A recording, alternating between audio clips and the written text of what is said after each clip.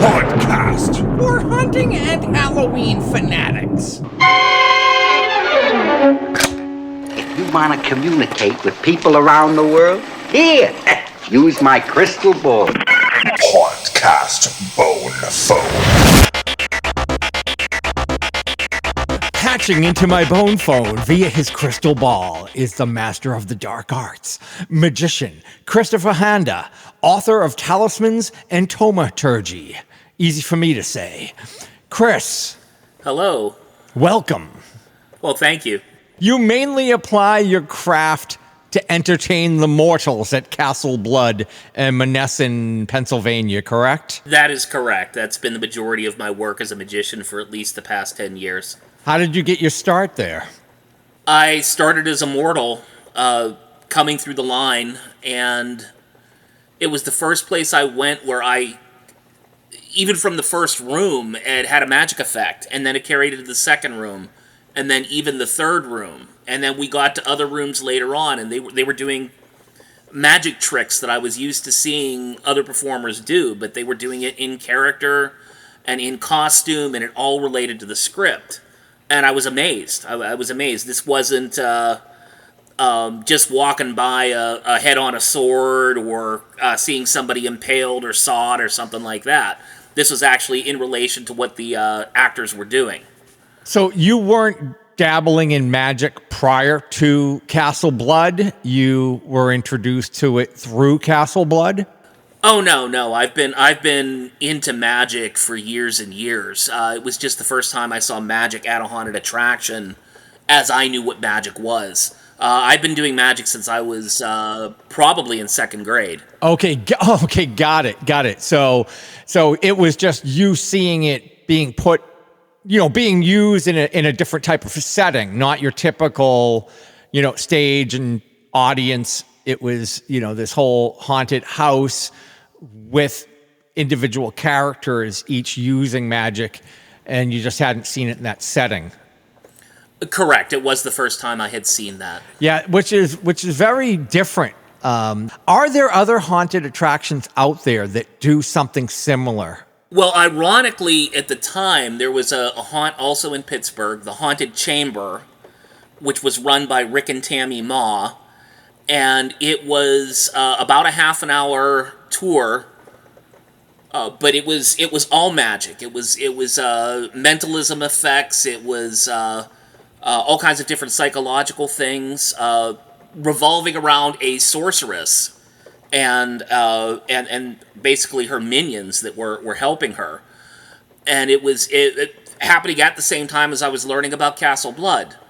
There was another gentleman up in Portland, Oregon that was doing something with a haunted theater theme, who had, at about the same time he and I had started talking as well. So there were others out there.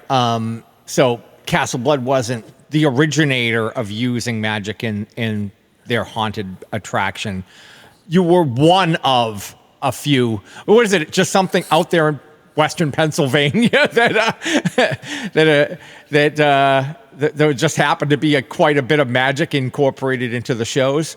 I don't know. The Western Pennsylvania is a hotbed for haunted attractions. We were one of the areas that had a lot of JC's groups and March of Dimes and things like that doing charity haunts for years. And I have several magician friends over the years who have worked attractions or built an illusion for one scene or something like that. Most of them have performed, though. They were performers in front of the attraction or did a stage show that was adjacent to the attraction.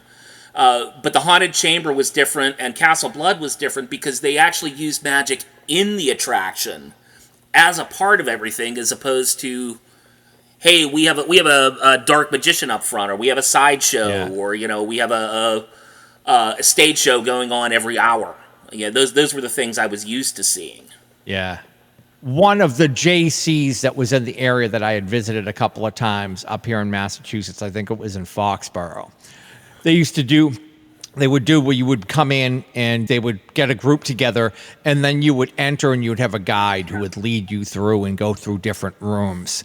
In each room, there would, you would stop, and then there would be something would happen. There would be a little show there'd be some storyline that was laid out before you, and you'd get like a piece of a story, and then you'd kind of make your way through, which I really dig. I don't see that much. I see it every once in a while. I mean, it was like when I was out in I was in New York. We went to it was like the Headless Horseman haunt, and then we went to like hit some other haunt after that, and they were doing that type of. They had that kind of setup where you kind of go through. I kind of like it. You don't see it a lot.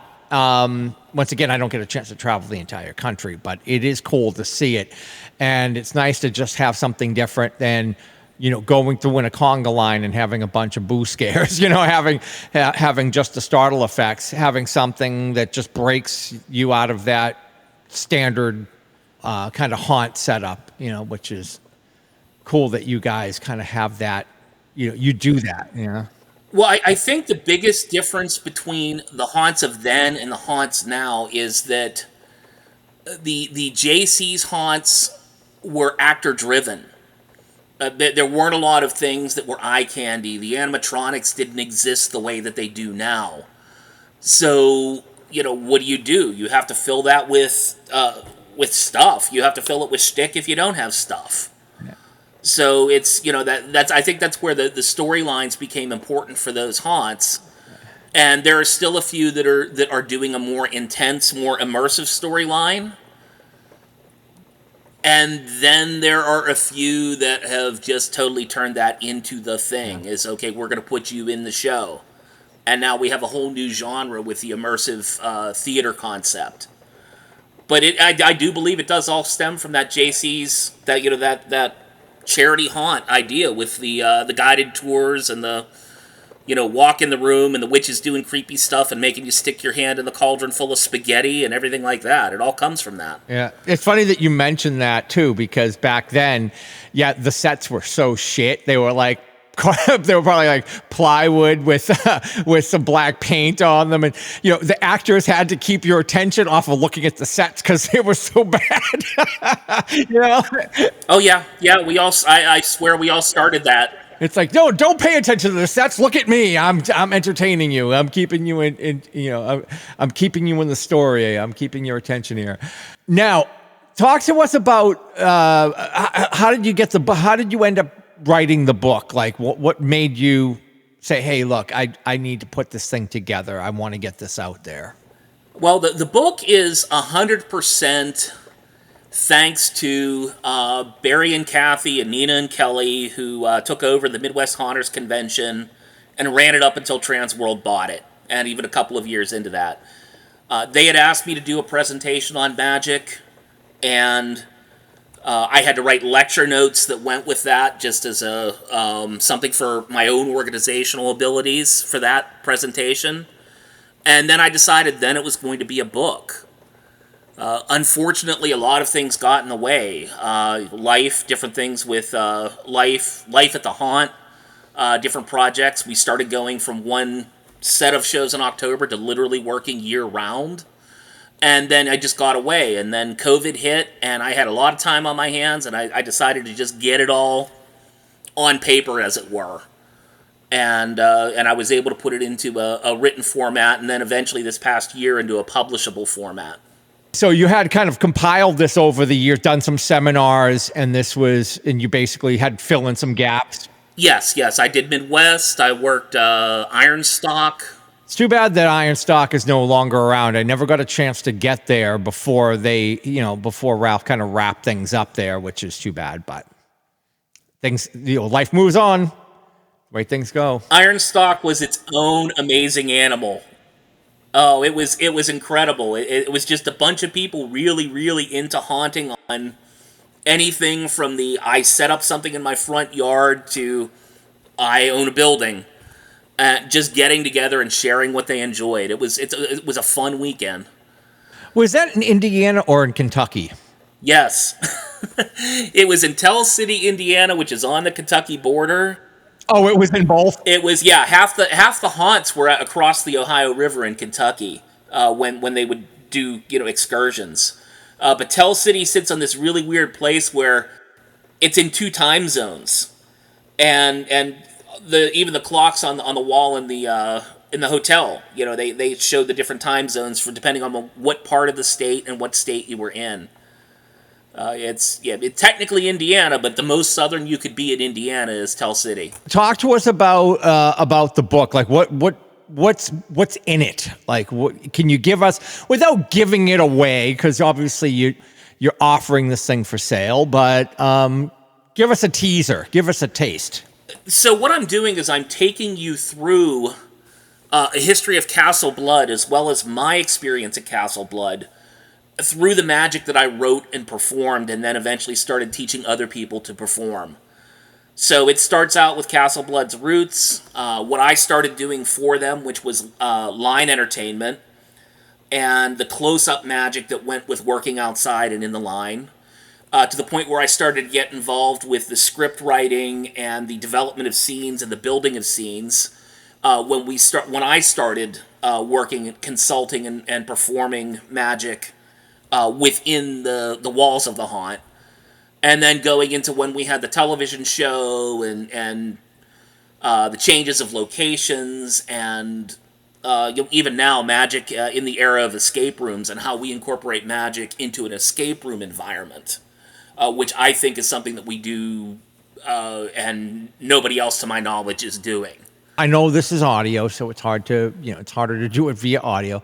Can you give us like a simple, just some simple trick that you use? Maybe if it is not in the book, or maybe it's in the book. I don't know. Give us something that we could get a gist of, like what else we would find in the book, kind of a thing. Oh, absolutely, absolutely.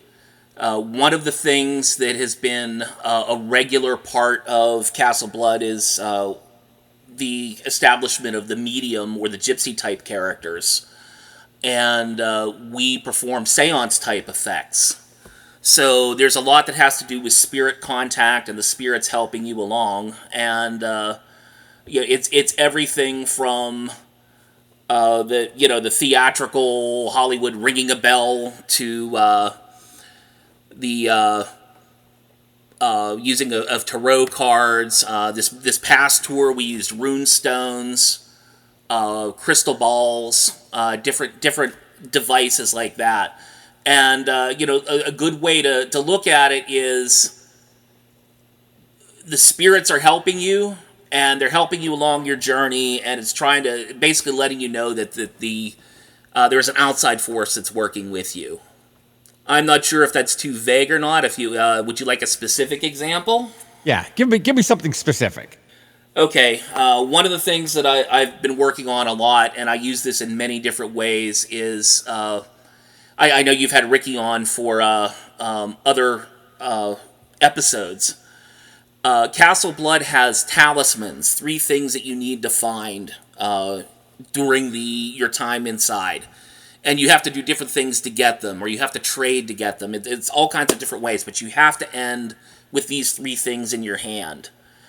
And we have to find a way to make people know just outside of telling them, because that's boring. So one of the things that we had them do is we would ask the birthday of 3 different people, and we would deal cards down in one pile based on the number of their birth month. And then give that pile of cards to another person. They would deal them down into 3 separate piles, and on the top of each pile were the 3 talisman that they needed.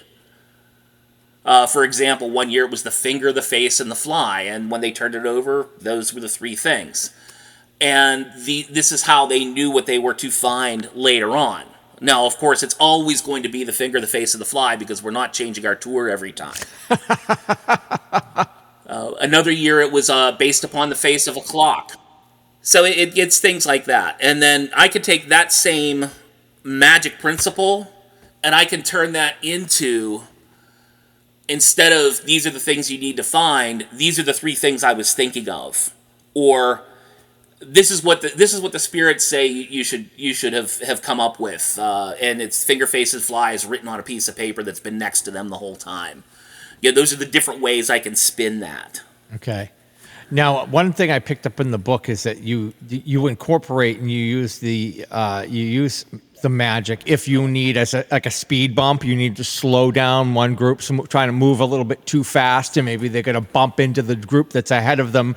That you can use these as a way to kind of slow things down a little bit for that group. Yeah, absolutely. There's a couple of things that I teach them. One is it's a classic in magic called the Haunted Key. They can hold the key in their hands and it will turn on its own in their face-up palm. And then I can teach the actors that are working to put that into another person's palm and have them make the person that's holding the key turn it over. We do pendulum work where we teach people how to make a pendulum move back and forth in circles, and that's used to call the spirits or break a spell. I have a mini seance routine that can work literally anywhere where they hold their hands out and somebody ends up with a black mark on one of their palms to say that the spirits have shaken their hand. And these are all things that can happen anywhere at any time because the actors carry everything they need on their person when they do that.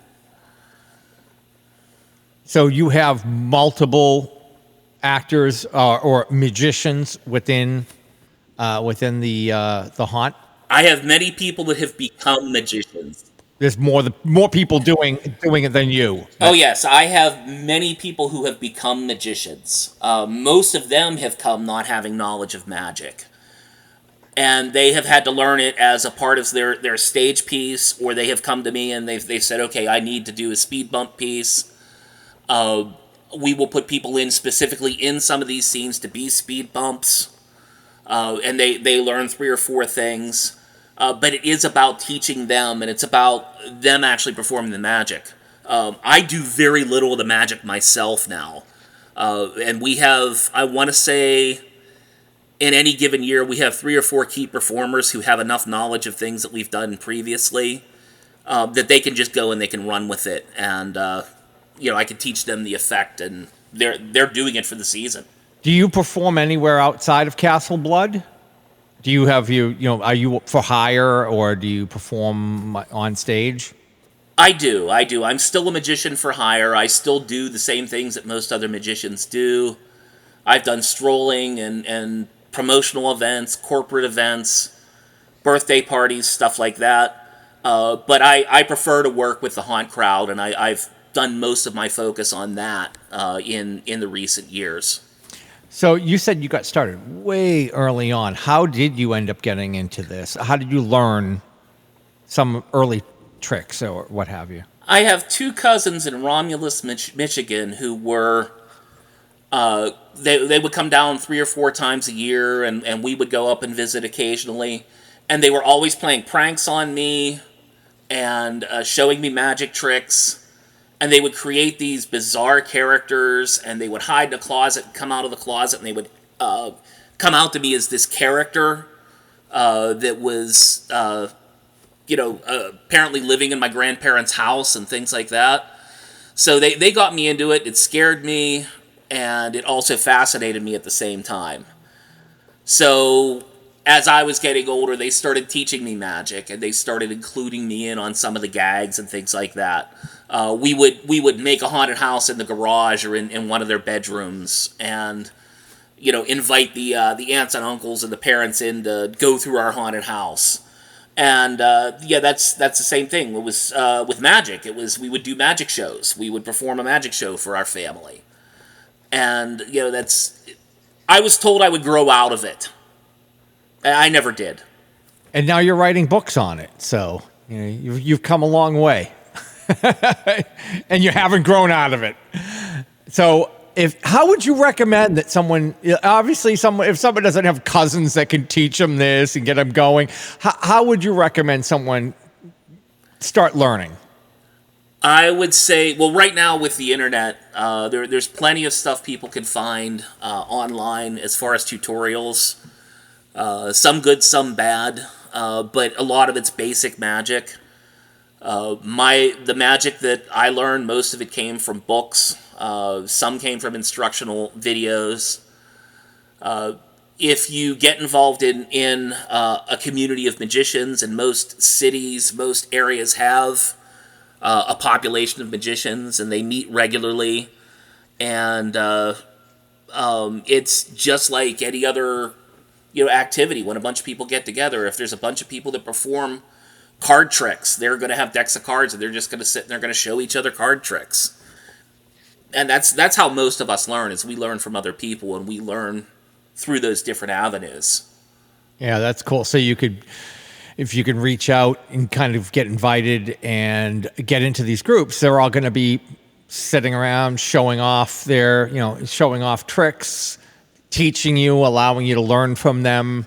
And then next thing you know, maybe you'll be teaching them a few things down the road. But yeah, I never even thought about, trying to find a group. I guess it would be like haunting. You go, hey, I want to find a group of haunters so I can learn how to build some, props or pneumatics or, do stuff. And I guess it's the same concept. Absolutely. It's interesting, though, because I was thinking about haunters as you were saying that. It's a little bit harder to find magicians that do things that I do on the spooky side. There's a lot of people that shy away from it, that won't perform magic with tarot cards, or they won't perform magic that is, as they would call it, not family friendly, or satanic, or whatever label they want to put on it. So I got it. I face the same challenges that many of our haunters face just by putting on an attraction, but I face it in magic as well. But there are pockets of people that do the strange stuff. And just like the haunters manage to find each other just about everywhere, magicians like me that do mentalism and what we call bizarre magic manage to find each other too. And I go to these events very much like the haunt conventions that are full of magicians that do nothing but strange magic. There's one in August in Baltimore, and there's one in Texas in September, and then there's one in Myrtle Beach in January. And I will be at 2 of those 3 this year. Name those conventions in case anybody who's listening wants to go check it out. Sure. The one in August is Poe's Magic Conference. It happens the week of August 22nd, the weekend, and that's in Baltimore, Maryland. The second one is Magistorum, and that is in Texas, and that is mid-September. I don't have the exact dates in front of me, unfortunately, but that's in Texas in September. And then the third is called the East Coast Spirit Sessions, and that is primarily for seance performers. And I'm lucky enough to have been included in with that and to have presented for them. And that is in Myrtle Beach, and that always happens Martin Luther King weekend. And it's wonderful because hotels are cheap in Myrtle Beach at that time of year. It's easy to find a place to eat, and we've got the hotel all to ourselves. So we could be as crazy or goofy as we want, and nobody's there to tell us to stay in our corner. If you were to pick 1 or 2 books that you think people, whether they're super old school or not, that you would recommend that people pick up they would be like must reads if you want to kind of get into this, what would they be? Outside of my book? Okay, outside of your book, of course. Okay, the first book that I would recommend in terms of spooky magic is the Book of Haunted Magic by Rick Ma. And his story is an amazing story in and of itself, as far as him as a haunter and as a magician. But it is a very, very packed book, full of different effects that can be incorporated anywhere within or without a haunt itself. So that's one that I would pick up. If you are into illusions, there is a book called Haunted Illusions by Paul Osborne, and it's all the big stage stuff. That is the people being sawed in half and left on the table, and the headless body, and the bodiless head. All those different things that you can build that you've seen in sideshows or you've seen just walking by. So Haunted Illusions would be another one. And then as a basic book of magic, as ridiculous as this may sound, the Klutz Book of Magic, by the same people that brought you Juggling for the Complete Klutz and all of those books from Klutz Press. It is a wonderfully written book that will walk you through magic and you will learn a whole bunch of basic magic tricks, and it will help with both your understanding and your confidence to go and do other things. That's so funny that you mentioned that, because I had Juggling for the Complete Klutz, and it came with like 3 little bean bags that you could juggle that were part of, like, attached to the book. I don't know where it came from, and I don't know. I had it for years, and I don't know where it disappeared to. For some reason, I never got rid of it. I never learned it. I never used it, but I had it for many years. And you mentioned that, I'm like, holy shit! I remember having the Juggling for the Complete Klutz book around. Now, as far as the Talismans and Thaumaturgy, what can people get out of your book? What's in it? Why do they need to get it, especially if they're interested in adding magic into their haunt? Well, the first chapter of the book is nothing but things that you could perform at a party or walking around in the line in front of a haunted attraction, or just for friends. They were the things that I personally used, and they were the things that most of them, all but one, you can carry everything in your pocket. And the one that you can't carry in your pocket involves making a bloody handprint, and the setup is easy. It's just, you have to carry around the stuff for it. And yeah, that's a good starting point for anybody, because it builds a character. It helps build a character anyway.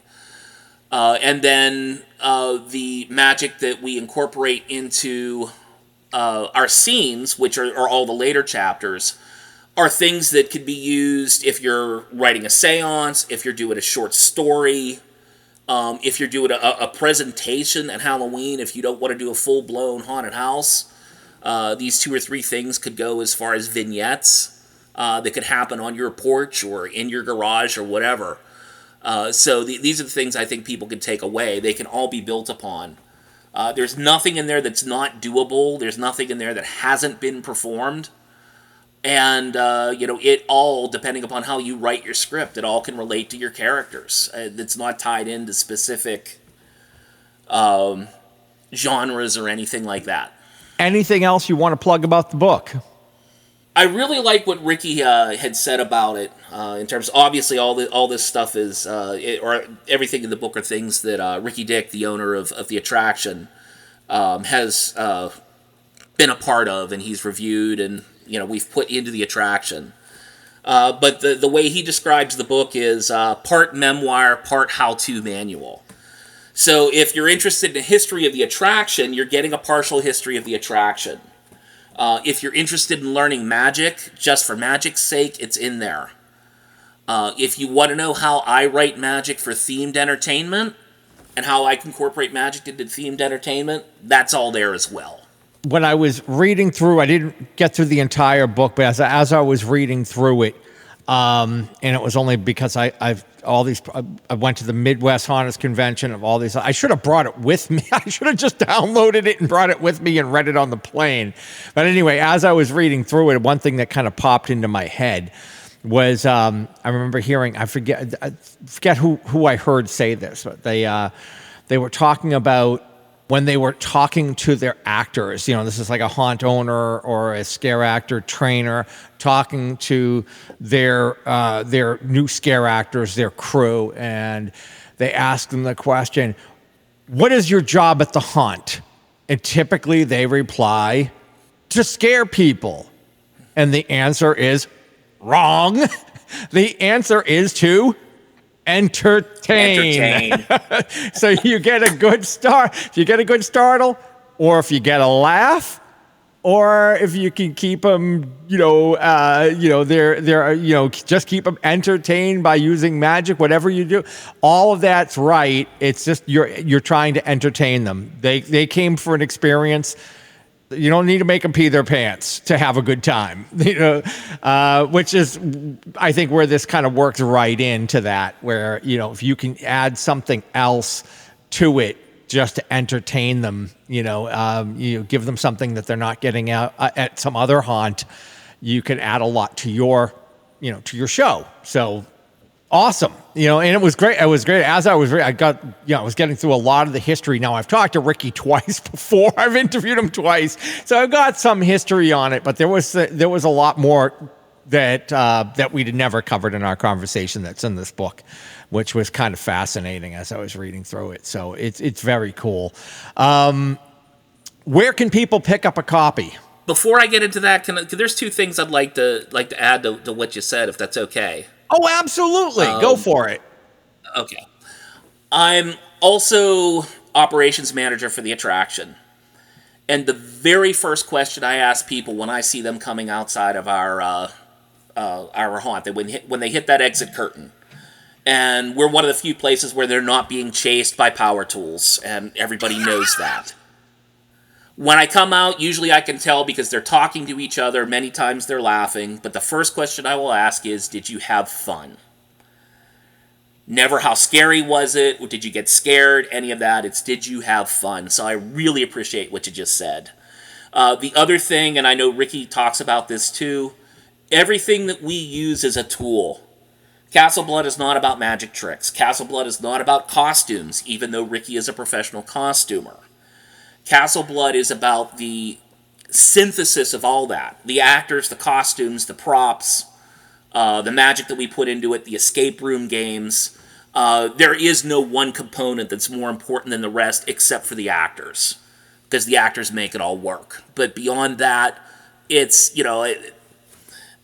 these are all things that you can use, and we try to not overuse it, and we try to make sure that there's a balance and that it's about having fun. It's not about wowing them or scaring them or anything like that. It's about helping them have fun. So wait a minute, Christopher. Are you telling me that chainsaws are not the only thing that's important in a haunted attraction? Is that what you're trying to tell me? Yes. Yeah, short answer, yes. I think it's one of those things. It's a trope that we use, and it's an easy one because it's a startle scare that everybody is going to run and jump. You hit me with a startle scare, I'm going to jump, and you're gonna watch me probably drop a couple of expletives. But it's a tool. A chainsaw is a tool, and there are variations of that. Ricky talks about, I think he talked about with you, the leaf blower that he used with the flames on the end that they used at one haunt. Anything that can get them out and get them jumping and laughing at each other at another time, it's all good. Yeah. Yeah. So it's just don't rely on one tool. You should have multiple tools in the toolbox. That's really what it comes down to. Have a whole plethora of tools to in your box, so to speak. Either that or 5 chainsaws, one or the other. More cowbell, like more chainsaws. You know what we need? More chainsaws, more cowbell. Anyway, where can people buy this thing? Where can they get their hands on this thing and start incorporating magic into their haunt? I would suggest buying on Amazon because that's going to be the easiest way to get it to you, the cheapest. Beyond going to Amazon, and you can look it up by author or by title, you could get directly from me. And if you're buying directly from me, then you can ask me the fun questions like, would you like to, can you please desecrate my book by writing in it and stuff like that. But also I cover the taxes, and I will cover the shipping if you order from me. I also have it available through the Castle Blood gift shop. Mm-hmm. It will always be available through there. And we're trying to get it into some magic shops and some other places as well, but that hasn't happened yet. Okay, how do they buy it from you? Do you have your own website? You can buy it from me through Christopher.Handa at Verizon.net. Which is also my PayPal, which PayPal's preferred just because that protects both you and me, or pay through Venmo. I am available on Facebook. I do have a website, spookymagic.com, but that is not updated at this point, so I'm reluctant to send someone there just yet to order.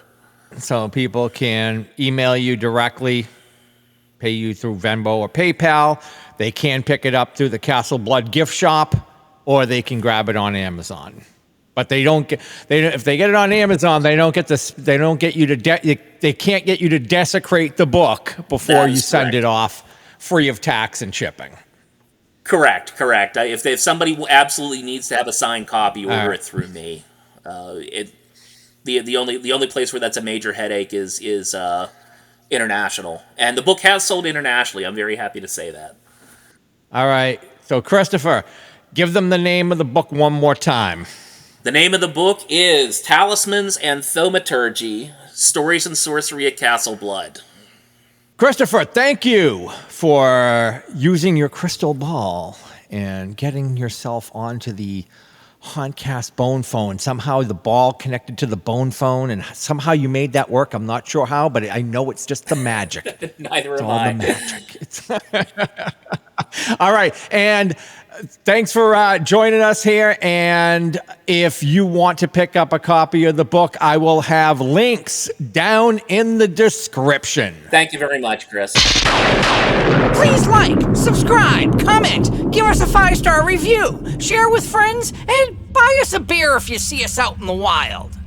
Follow us on Instagram at hauntcast.podcast for show updates, as well as more pictures and video content. Join the Hauntcast Hunt Club on Discord, with live streams bi-weekly. Also, like and follow our Hauntcast Facebook page. Listen to the entire back catalog of our audio podcasts, available on all podcast platforms, with over 550 segments now available.